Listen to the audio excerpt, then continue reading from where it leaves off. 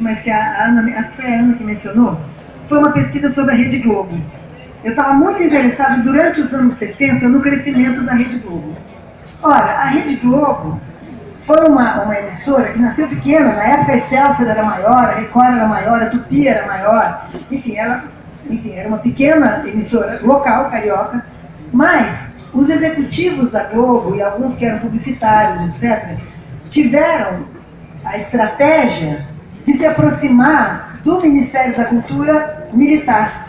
Eu não lembro se era o Ney Braga, depois eu vou lembrar quem era o ministro da Cultura no fim dos anos 60 e começo dos 70.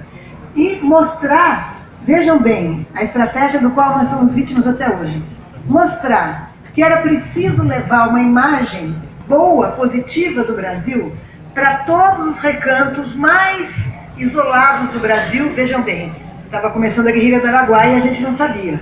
Começando não, estava se organizando, porque foi uma guerrilha que foi exterminada com pena de morte para todos os prisioneiros, sem ter conseguido, nunca houve um combate, era só uma guerrilha, a meu ver, um pouco ingênua, mas em organização.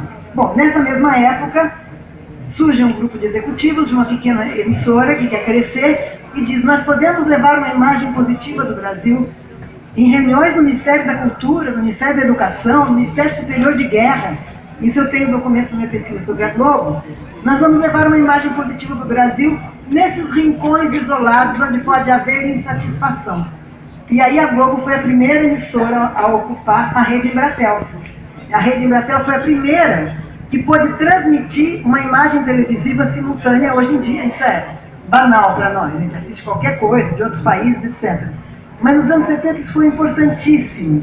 E aí as novelas das 8 da Globo, que hoje são as das 9, começam a tematizar muito sutilmente e de uma perspectiva sempre com uma solução conformista, os temas latentes na sociedade brasileira. Nós estamos até hoje, de uma maneira paradoxal, evidentemente, onde as redes sociais têm um poder enorme e espalham contra-informação, no sentido revolucionário do termo, quer dizer, contra essa informação hegemônica, com uma força muito grande.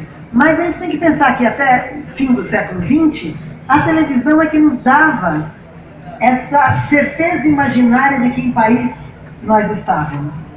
Esse poder da televisão, por exemplo, domesticou o presidente Lula, a imagem do presidente Lula.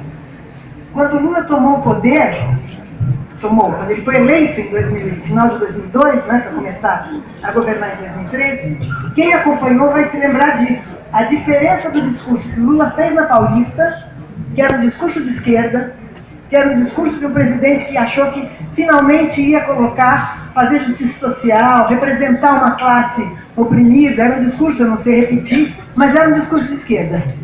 Eu fui para casa, saí da Paulista, fui para casa e o Lula foi dar uma entrevista no Fantástico, com alcance nacional em rede muito maior do que o do discurso da Paulista. Acreditem ou não, quem viu essa entrevista do Fantástico vai lembrar, a Globo transforma o Lula imediatamente numa coisinha fofa.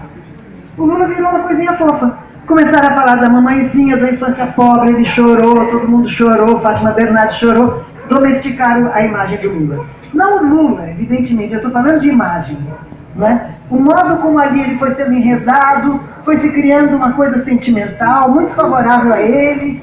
Ele virou uma espécie de Silvio Santos, um cara que vem de baixo e que chega lá.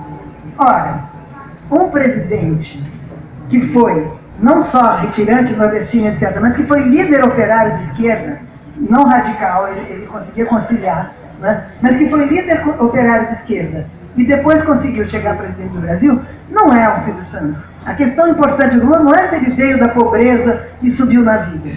A questão é política, e a luta dele é, como diz o Mano Brown, um rapaz latino-americano apoiado por 50 mil manos. Esse era o Lula. Né? Então...